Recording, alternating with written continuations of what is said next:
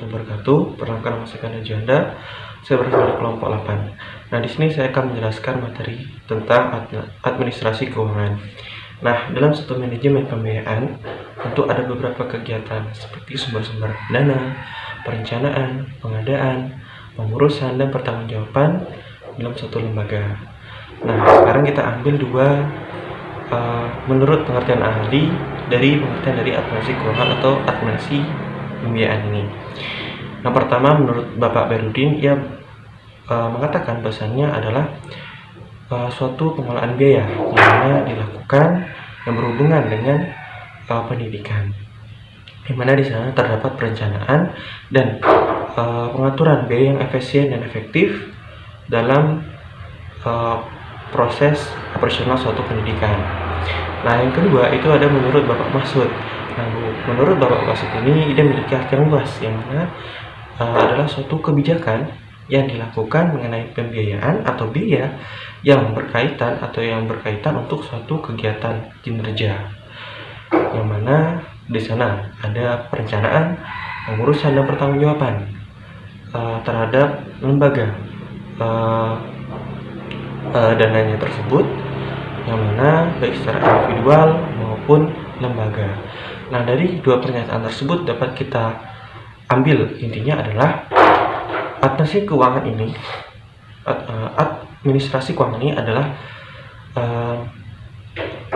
suatu kegiatan yang mengolah biaya yang mana berhubungan dengan pendidikan, yang mana di sana ada perencanaan, pengurusan, dan pertanggungjawaban, baik berupa finansial atau biaya yang efektif, yang mana di sana nanti akan dipertanggungjawabkan baik secara individual maupun lembaga. Nah, selanjutnya kita masuk kepada materi tentang prinsip-prinsip dalam administrasi keuangan.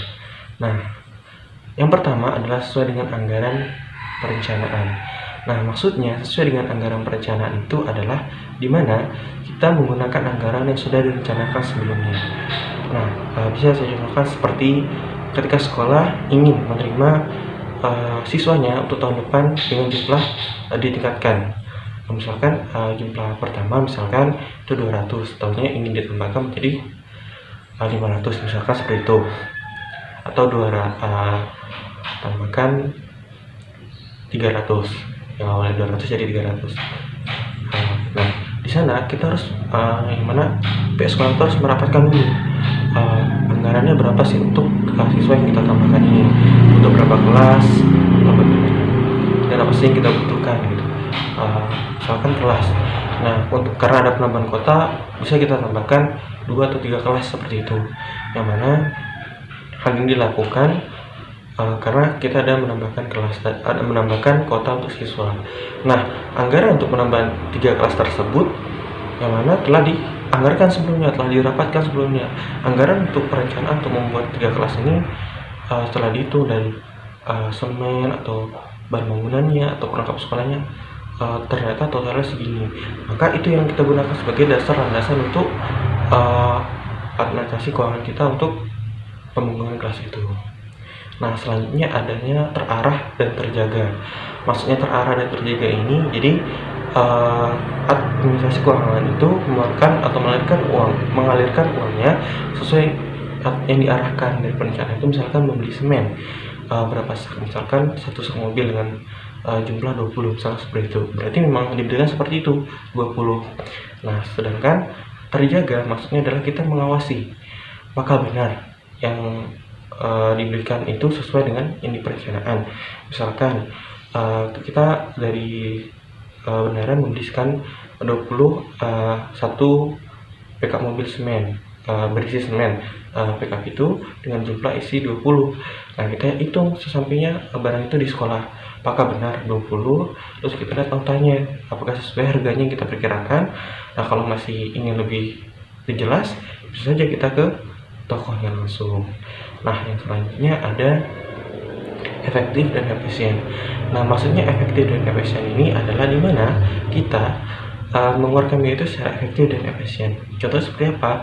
Nah, kalau kita lihat tuh ada ketika membangun kelas atau apa, mereka membeli semen itu tidak sekaligus langsung ya. Misalnya kita butuh 1000 ya langsung bisa, tidak, tapi kita membeli secara bertahap. Nah itu termasuk efisien dan efektif. Kenapa seperti itu? Karena pengetahuan saya, maaf jika salah, nah kalau semen itu sudah lama tidak digunakan atau dia lama tidak digunakan terbiar situ, dia akan mengeras. Nah itu akan menjadi kerugian bagi kita, bagi pihak sekolah, maka tidak efektif dan efisien. Maka yang efektif dan efisien adalah kita membeli bahan yang mana secara bertahap atau berkelanjutan. Nah selanjutnya adalah kita harus membeli atau menggunakan produk dalam negeri. Nah di sini saya mengartikan seperti ini. Ketika ada bantuan dari pemerintah seperti kursi, itu pemerintah harus memesan kursinya di dalam negeri saja atau di Indonesia saja, yang mana tidak menggunakan produk luar.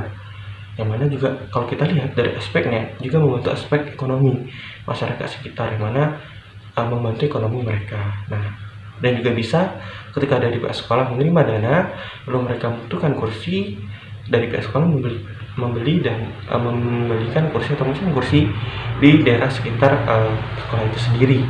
Nah itu ketika saya waktu kelas 2 atau kelas 1 SMA, ketika itu ada pembangunan kelas baru, dan di sana pihak sekolah itu membutuhkan kursi. Nah saya melihat bahwasannya mereka membeli kursi itu memesan tidak jauh dari sekolah tersebut, yang mana saya lihat juga itu sangat bermanfaat ya bagi masyarakat di sekitar sekolah tersebut, kan karena membantu aspek ekonomi mereka gitu. Nah itu seperti itu. Nah selanjutnya kita bahas tentang sumber-sumber pembiayaan sekolah. Nah dalam administrasi keuangan kita bahas dulu yang itu ya, dalam Undang-Undang 1945 pasal 30 ayat 1 dan ayat 2 yang menyatakan bahwasanya warga negara berhak mendapatkan pengajaran,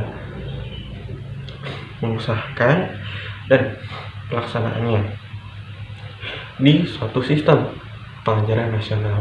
Nah begitu juga dalam Undang-Undang Pendidikan nomor 20 tahun 2003 yang menyatakan bahwasanya sumber-sumber pendidikan didorong oleh semua pihak atau terkait oleh semua pihak, bersumber dari semua pihak, baik itu pemerintah maupun masyarakat maupun orang tua dari peserta didik itu sendiri ataupun dari pihak yang lain. Nah yang mana mereka tujuannya adalah untuk memberikan dan memudahkan kesempatan mereka untuk belajar, yang mana setiap warga negara berhak mendapatkannya. Nah menurut menurut Bapak Supardi itu, nah mengenai sumber biaya itu dibagi menjadi dua. Yang pertama dari pemerintah pusat dan daerah, yang kedua dana bantuan operasional sekolah atau biasa kita sebut dengan dana BOS. Nah untuk dana pusat itu biasa berasal dari sektor pajak, lalu yang kedua dari keuntungan dari ekspor barang dan jasa, lalu ada keuntungan dari investor saham dari BUMN, dan juga bisa dari hibah berupa pemberian atau pinjaman dari luar negeri. Nah untuk daerah ini biasa mereka turun dari pemerintah pusat atau mereka turunkan dana pemerintah pusat menurunkan dana ke pemerintah daerah. Nanti itu masuk ke dalam PAD atau pendapatan asli daerah. Nah di sana dari pihak daerah tersebut akan langsung dituangkan dalam bentuk RAPBD atau rancangan anggaran pendapatan dan belanja daerah. Nanti baru di sana baru disebarkan kepada pihak sekolah. Nah yang kedua itu ada dana BOS atau dana bantuan operasi sekolah. Nah dana ini merupakan suatu sumbangan dari baik pemerintah, masyarakat, atau warga negara itu sendiri, atau bisa juga orang tua peserta itu sendiri, ataupun perseorangan ataupun lembaga baik swasta atau perusahaan. Nah untuk dana BOS ini tidak selalu fasilitas atau tidak harus uang, yang mana mereka tuh bisa melihat dari apa ya kira-kira yang dibutuhkan oleh sekolah itu. Nah, bisa juga berupa bangunan, memang karena membutuhkan bangunan karena siswanya tidak efisien kalau dengan satu kelas itu jumlahnya misalkan 40, tidak efisien rasanya, atau yang seharusnya 2 kelas dijadikan satu kelas itu tidak efisien bentuknya, maka membutuhkan bangunan. Yang juga bisa berupa dana BOS berupa buku. Nah, kalau teman-teman kita lihat waktu kita SMP ataupun SMA, kita sering melihat dana BOS ya, apalagi kalau kita sering teman-teman menjumpai buku di perpustakaan, atau kita mengerjakan di perpustakaan dengan melihat buku atau kita untuk membaca, pasti ketika kita membuka halaman depannya itu ada namanya dana BOS. Nah, itu termasuk dana BOS juga. Jadi bisa juga berupa buku, yang mana kalau buku kan memang sebenarnya itu sangat dibutuhkan bagi kegiatan pembelajaran kita, karena tidak mungkin seorang siswa hanya mencatat apa yang dicatatkan oleh guru atau diterangkan oleh guru. Mereka juga harus membaca buku untuk lebih mendalami materi, yang mana ketika kita membaca catatan kita itu lebih baik sebenarnya. Itu kita membaca karena kita menggunakan bahasa sendiri, namun lebih langkah baik setelah kita membaca catatan kita membaca buku pelajaran agar lebih mendalami, karena jam pelajaran di sekolah itu kan tidak terlalu banyak gitu. Jadi lebih banyak untuk di rumah, dan apa salahnya kalau kita membaca juga di buku kan. Nah, jadi buku itu sumber ilmu, jadi bisa berupa buku juga bantuan itu. Nah, selanjutnya kita masuk pada kegiatan dari manajemen akumulasi keuangan. Yang pertama tentu ada perencanaan, yang mana menurut Luther M. Guder dalam bahasa Indonesia translate-nya, dia mengatakan bahwasanya intinya perencanaan itu adalah suatu kegiatan yang kita menyusun garis-garis besar untuk melaksanakan suatu perencanaan atau tugas yang kita ingin laksanakan, yang mana tujuan akhirnya adalah untuk mencapai suatu tujuan tertentu. Nah, jadi intinya dari kegiatan perencanaan itu kita harus ada menyusun apa saja yang hal-hal yang penting atau poin-poin apa saja yang kita harus susun berkaitan dengan operasional kita di sekolah. Nah, selanjutnya kita masuk pada prinsip yang biasa digunakan dalam administrasi keuangan. Nah, sudah kita jelaskan di awal ya. Yang pertama ada sesuai dengan anggaran perencanaan, terarah, terjaga, efektif dan efisien, dan menggunakan produk dalam negeri. Nah, mungkin kita bisa tambahkan satu lagi. Prinsipnya itu adalah akuntabilitas. Nah, akuntabilitas ini maksudnya adalah yang mana sistem keuangan yang digunakan oleh seorang administrasi keuangan di sekolah itu menggunakan sistem ekonomi yang baku atau yang sudah ditetapkan. Jadi seperti itu. Jadi, nah kalau biasanya nih kalau berhubungan dengan akuntabilitas ini biasanya berhubungan dengan anak akuntansi atau pendidikan ekonomi, tapi jurusannya memang fokus kepada akuntansi. Nah, mereka lebih menguasai dan lebih mengetahui biasanya tentang akuntabilitas ini.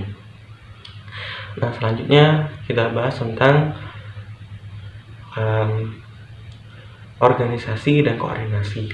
Nah, dalam suatu sekolah, yang mana pihak sekolah itu harus mengorganisasikan dan menetapkan orang-orang berdasarkan kepada tugas pekerjaannya, lalu membaginya, lalu menetapkan kedudukannya, dan membuat hubungan antara satu pekerja dengan pekerja itu baik, supaya nanti ketika mereka melaksanakan suatu pekerjaan dengan ada pembagian yang baik, ada tugas-tugas yang sesuai dengan kedudukannya, mereka bisa bekerja sesuai dengan alurnya, tidak ada bentrokan antara satu dengan yang lain. Nah, kalau dalam sekolah misalkan untuk dalam keuangan administrasi keuangan itu dibutuhkan bendahara dan pemegang buku kas umum seperti itu. Nah, selanjutnya adalah pelaksanaan. Nah, untuk pelaksanaan ini pihak sekolah itu harus menetapkan kriteria tertentu untuk memegang jabatan administrasi keuangan ini, karena tidak sembarangan yang bisa memegang administrasi keuangan ini. Kalau menurut itunya yang lebih bagus yang memang memahami, tidak asal jurusan yang memegang ini, karena biasanya kalau keuangan itu sensitif dalam satu ya, jadi sensitif, jadi harus benar-benar diperhatikan dengan baik. Nah, kriterianya apa saja? Yang pertama, tentu paham dengan pembukuan. Nah, maksudnya paham dengan pembukuan ini adalah yang mana orang ini harus paham bagaimana sistem pembukuan yang baik dan benar, yang mana sesuai dengan sistem keuangan atau akuntansi. Nah, kembali lagi, biasanya berkaitan dengan pembukuan itu biasa berhubungan dengan akuntansi atau jurusan akuntansi atau yang berkonsentrasi di akuntansi, karena mereka memang sudah memahami ya, apalagi kalau yang dari SMK sudah akuntansi, terus ketika kuliah sudah juga mengenyam pendidikan dalam bidang jurusan akuntansi, tentu mereka sudah memahami bagaimana perubahan dari tahun ke tahun peraturan, atau untuk peraturan ini sudah tidak dipakai lagi, kita menggunakan peraturan ini karena mereka sudah memahami alurnya. Nah, yang selanjutnya adalah memahami peraturan yang ada dalam administrasi keuangan. Nah, dimana kalau seorang akuntansi, tentu mereka sudah memahami ya, ilmu akuntansi itu mereka memahami bagaimana peraturan yang telah ditetapkan, mana peraturan yang boleh dilakukan, mana yang tidak. Jadi mereka sudah memahami itu. Nah, selanjutnya adalah yang mana mereka itu harus memahami kalau bahasanya itu, walaupun mereka bergerak dalam bidang keuangan, mereka juga sebenarnya bergerak dalam bidang jasa pelayanan. Maksudnya sebenarnya itu jasa keuangan. Jadi mereka lah yang bisa dibilang sebagai pihak keuangannya bendahara itu. Jadi mereka juga misalkan jasa keuangan yang lain, misalnya SPP. Nah, SPP sekolah tuh kan, itu ya mereka yang memegang jadinya, karena mereka yang administrasi keuangan. Jadi ketika ada urusan SPP sekolah, mereka lah yang berurusan gitu, karena memang mereka jasa pelayanan tadi, membayar tadi uang sekolah mereka. Nah, itu disebut dengan jasa pelayanan di bidang keuangan.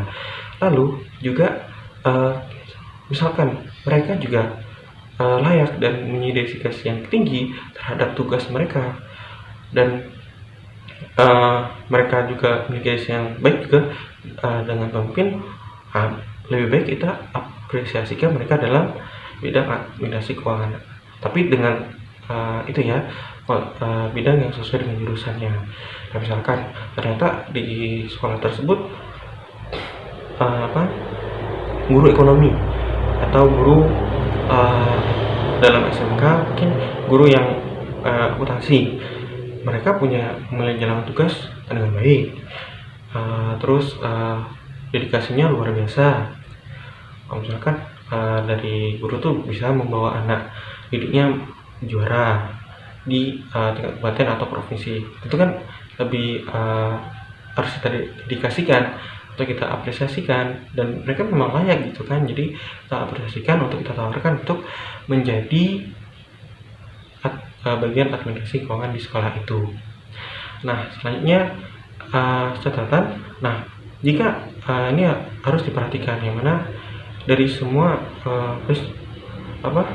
kriteria tadi, maka itu harus dipenuhi, dan kita harus menghindari orang yang kurang mampu dalam memahami pelaksanaan administrasi keuangan, baik dalam pelaksanaannya, penetapannya, prosedur dan sebagainya, karena itu akan mengganggu nanti proses dalam pencapaian suatu tujuan dari sekolah itu tersebut.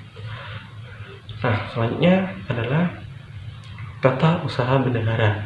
Nah, kita tahu bahwasanya bendahara itu kegiatannya dari menghimpun, terus mencatat, mengolah, menggunakan, dan mengirim, dan menyimpan juga keterangan-keterangan yang ada dalam suatu organisasi.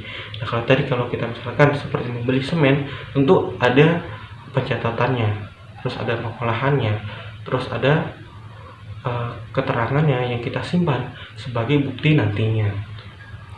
Nah, selanjutnya ada pengawasan. Nah, kenapa kita memerlukan suatu kegiatan pengawasan? Tidak hanya administrasi keuangan, tapi kita suatu manajemen, suatu perusahaan juga begitu, harus ada pengawasan. Yang mana tujuan pengawasan ini dilakukan agar pihak yang bersangkutan itu tidak melakukan penyimpangan dalam penggunaan dana tersebut. Yang mana misalkan tadi bendahara, dengan adanya pengawas itu kita mengawasi apakah benar catatannya sesuai dengan apa yang Misalkan kita memesan 10 kursi atau 30 kursi, tahu yang datang cuma 25, terus yang 5 kemana? Atau makanya perlu pengawasan, kemana sih gitu kan, sesuai tidak gitu. Atau semen 20 sak kita pesan, tahunya sampai di sekolah cuma 5 sak. Maka kita perlu pengawasan biar itu jelas dan bisa berjalan dengan semestinya. Nah, selanjutnya ada kegiatan adalah rancangan anggaran belanja dan sumber dana sekolah. Nah, untuk hal ini kenapa kita harus ada anggaran pembelanjaan? Karena anggaran pembelanjaan ini digunakan untuk 1 tahun ke depan gitu. Yang mana tujuannya untuk memperlancar proses dari kegiatan operasional sekolah. Nah, kalau kita tidak ada rancangan anggaran belanjaan, maka kita tidak bisa membeli, maka kita tidak ada prioritas. Misalkan dalam ekonomi itu ada prioritas pertama, kedua, ketiga. Nah, kita tahunya kalau tidak ada anggaran belanja yang baik, maka kita bisa saja yang seharusnya diprioritaskan sebagai prioritas A, malah kita beli prioritas B. Sebenarnya lebih baik, lebih efektif dan efisien kita membeli yang diprioritaskan di A. Jadi seperti itu. Jadi memang kita perlu anggaran belanja ini agar untuk 1 tahun depan kita berjalan lancar administrasi keuangan kita. Lalu nasabah, sumber dana. Nah, sumber dana ini maksudnya adalah dimana sumber-sumber yang kita terima itu baik dari pemerintah apapun bos. Nah, setelah kita ulas juga di bagian awal tadi. Nah, sumber dana ini ada 2 jenisnya, dari pemerintah ada, dari daerah juga ada, dan juga dari dana bos. Nah, dana bos tadi sudah kita ulas sebagai buku dan sebagainya. Lalu dari pemerintah pusat itu bisa sektor pajak, keuntungan dari ekspor barang dan jasa dan sebagainya. Begitu juga dengan daerah, bisa dari dan dari pemerintah bentuk dalam PAP, nanti dituangkan dalam RAPBN, EBD, rancangan anggaran pendapatan dan belanja daerah. Nah, mungkin hanya itu materi yang bisa saya sampaikan, dan mohon maaf jika ada kesalahan dalam penyampaian yang saya sebutkan tadi, atau materi yang saya sebutkan tadi ada kesalahan, saya minta maaf. Dan mohon maaf juga jika dalam pembuatan video presentasi ini ada kesalahan. Saya akan mencoba dan kelompok minta maaf juga. Dan selanjutnya adalah materi selanjutnya akan disampaikan oleh teman saya. Nah, baik, mungkin kita langsung saja ke materi selanjutnya yang akan disampaikan oleh teman saya sendiri. Baik, tidak persilahkan. Assalamualaikum warahmatullahi wabarakatuh. Perkenalkan, nama saya Ari Jirianto, NIM 17086112. Saya berasal dari kelompok 8.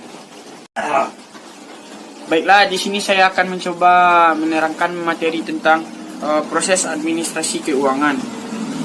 Ada 4, yaitu penggunaan, pertanggungjawaban, penyusunan RPS, penyusunan RKS.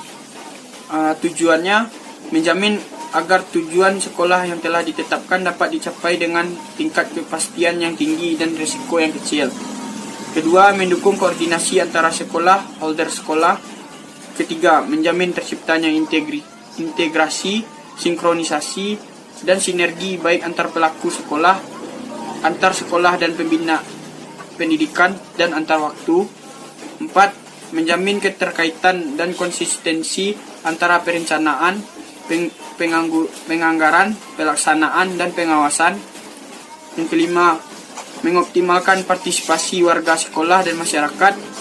Yang keenam, menjamin tercapainya penggunaan sumber daya secara efisien, efektif, berkeadilan, dan berkelanjutan. Yang ketujuh, sebagai dasar ketika melaksanakan monitoring dan evaluasi pada akhir program. Penyusunan RKAS. RKAS merupakan rencana biaya dan pendanaan program atau kegiatan secara rinci untuk tahunan anggaran. RKAS adalah dokumen anggaran sekolah resmi yang disetujui oleh sekolah serta disahkan Dinas Pendidikan setempat bagi sekolah negeri atau penyelenggaraan pendidikan atau yayasan bagi sekolah swasta. Penggunaan keuangan sekolah menurut Dagri dan Depdikbud 1996 menyatakan bahwa dalam administrasi keuangan harus ada pemisahan tugas dan fungsi otorisator, ordinator, dan pembendaharaan. Pertanggungjawaban dapat disampaikan pada pimpinan, sumber pemberi dana maupun kepada personil sekolah untuk dapat diketahui bersama. Pemeriksaan dan pelaporan.